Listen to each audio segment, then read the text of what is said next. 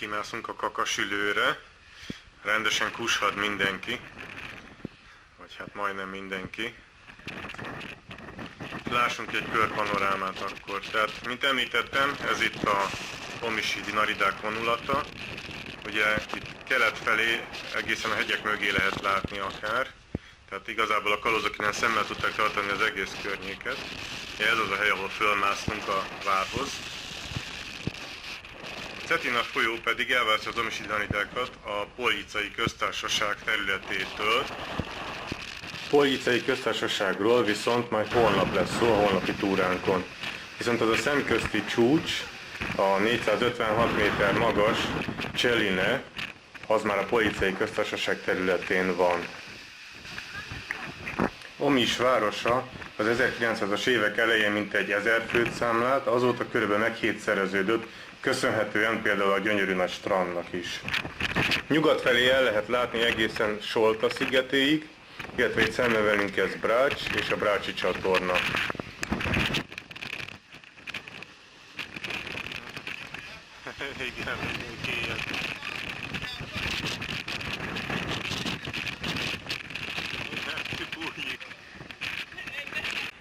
A Cetinától felénk eső óvárosi részt régebben falak védték, tehát egy egész várrendszer volt itt a fővár alatt, és igazából van ennek egy másik része is, a város fölött Mirabellának nevezett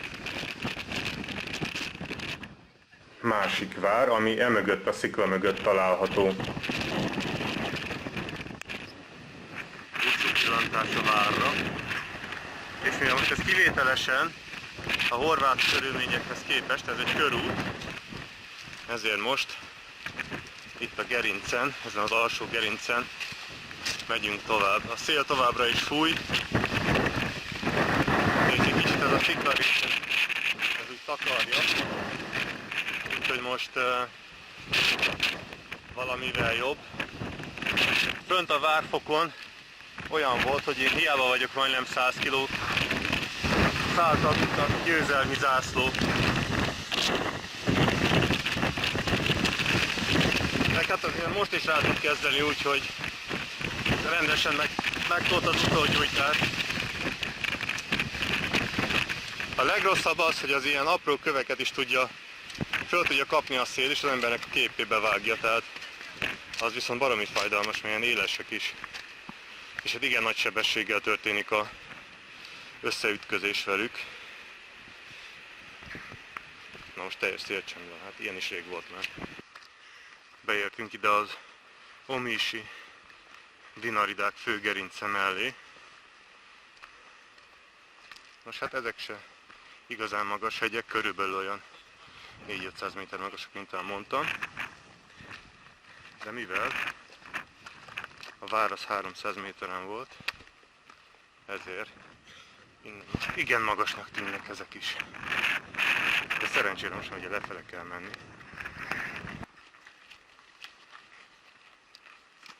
Mondjuk a lefelé menni is annyira nem is szerencse, ugyanis lefelé sokkal jobban megvisel az út, mint fölfelé. Közben most itt elállt a szél egy pillanatra,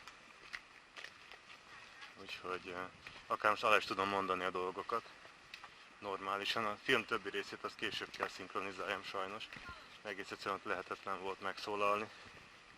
Visszafújta a hangot a számba, a szél olyan volt.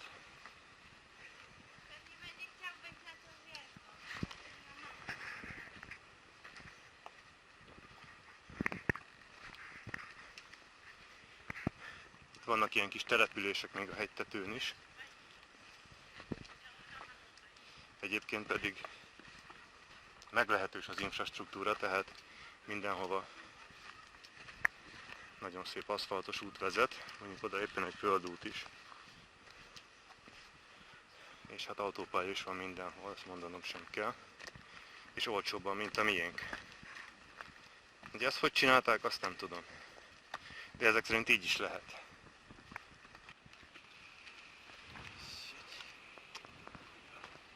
Ahhoz képest, hogy milyen az idő, így is rengeteg a turista.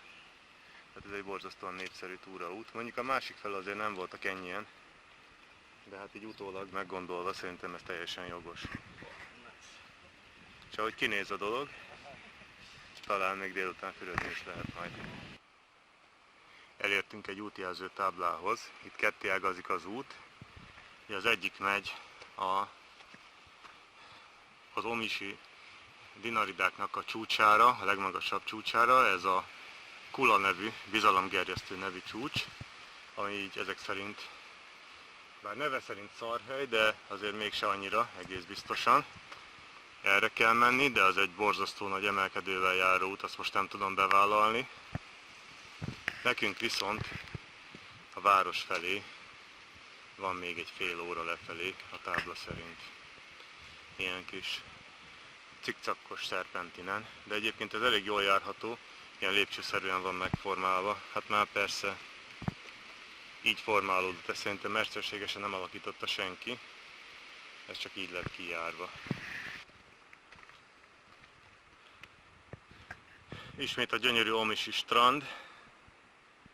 Hát ha jól látom, illetve most nem látok senkit a vízben, de az előbb láttam egy valakit bemerészkedni. Biztos egy norvég lehet, vagy egy svéd. Esetleg finn bevodkázva. De itt látszik jól egyébként a Cetina folyónak a torkolata, ugye az a kék csík az a folyó, és ennek a hordalékkúpjára van rátelepülve a város, mint ahogy azt már mondtam előbb is. Egyébként azért is bírta ez az erősség olyan sokáig, anélkül, hogy meghódították volna, mivel alig látszik, tehát most ott van a szikla tetején, ide látszik jól, de igazából régebben a tengerről nagyon nehéz volt megtalálni a várat, és olyan jól rejtőzködtek a kalózok, hogy évszázadokon keresztül sikerült nekik megőrizni ezt az inkognitót. Ők viszont mindent láttak onnan fentről. Mert még innen is szinte mindent látok. A helyi erők egyébként megmondták, hogy ez a hihetetlen erős szél, ez a bora, és úgy látszik, hogy a bora az időről időre borít bizonyos sziklákat itt a hegyen lefelé, és ide azért nem akármilyen sziklafogó alkalmatosságot csináltak a horvátok. Ez valószínűleg a félhegyet megbírja fogni, hogyha elkezd legurulni. És hát tényleg szükség van rá, mert ugye az első házak azok már itt vannak. Tehát időközben leértünk Omis első házai közé. És eddig sikerült a dolgot újabb sérülés nélkül abszolválni, aminek nagyon örülök. Ott a fővár 2 a szikla tetején, viszont itt a szikla alján is van valami előretolt helyőrség. Ez itt például egy bástya, ami teljesen kör alakú. Úgyhogy gondolom, hogy a kalóz kommandósok azok valahonnan innen indították a gyors akcióikat. Itt volt a hálófülkéjük. Hát ez a rész ez már eléggé elhanyagolt állapotban van. De talán egyszer majd csak hát igen, ide is szart valaki, prima. No. Hát a féle szeméttároló. De valaha biztosan dicsőségesebb időket is megélt ez a hely. Itt is még van valami fal maradvány. Szóval ez egy egész várrendszer volt. Úgy egyéb iránt van még egy vár lent a város fölött. Innen sajnos nem látszik. Kicsit ide odébb megyek, hát hogyha innen mégiscsak. Nem, az a kiugró szikla pont takarja. De ott amögött valahol van még egy egy alsóbb vár, az a fővár 1, ugye, mint a Krisztoforóban. És hát nem tudom, annak mi volt a különösebb funkciója, az a várost őrizte. Ami, most már itt van egész közel alattunk, a bástyáról egy sokkal jobb körpanorámát tudok megmutatni, illetve csak félkörpanorámát, mert ugye fölöttünk a sziklafal van. Szóval így néz ki, ez inkább ilyen újvárosi rész, és ott a tömbházak meg a sziklafal között van az óváros.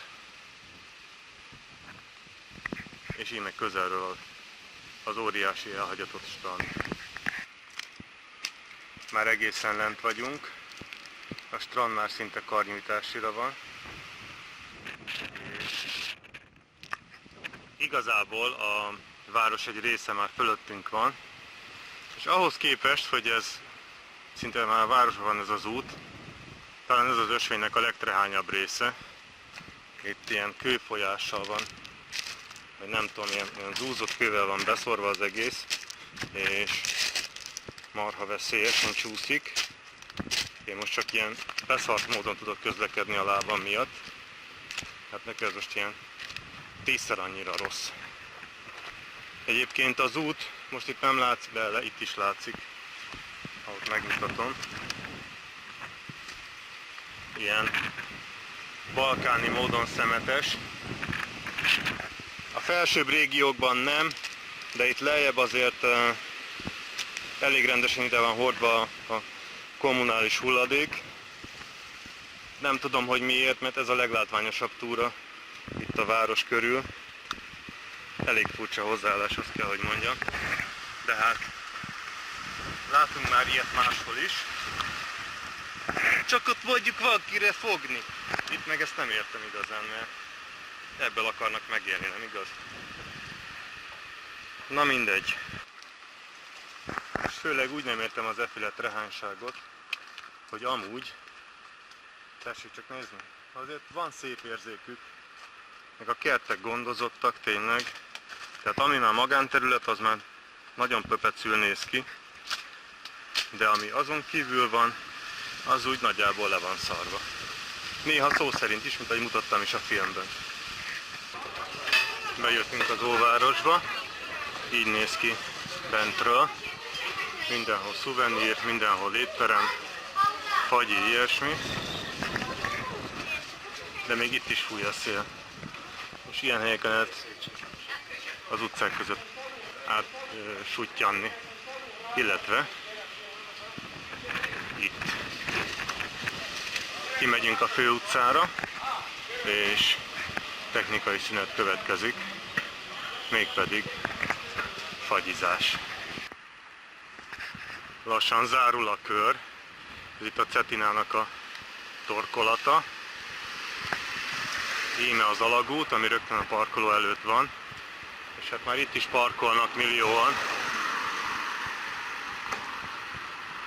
Igazából alig találtunk mi is helyet, pedig hát ugye ma nem volt igazán jó idő.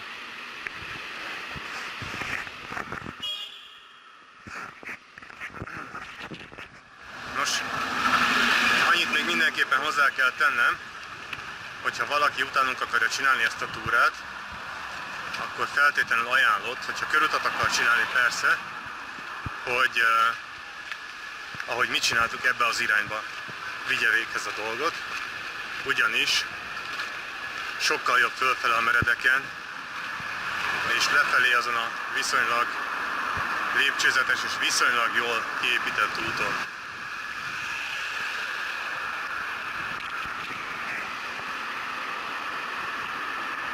A túra összegzése következik. Mennyi volt a táv?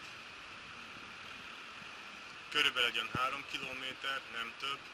A szint pedig 300 méter. Ez nevetségesen hangzik, én tudom, de azért tessék csak megnézni. Ugye azon a... Hát ezen az erdős hegyen, itt torony iránt vágtunk át, egészen fel oda a szikla tetejére.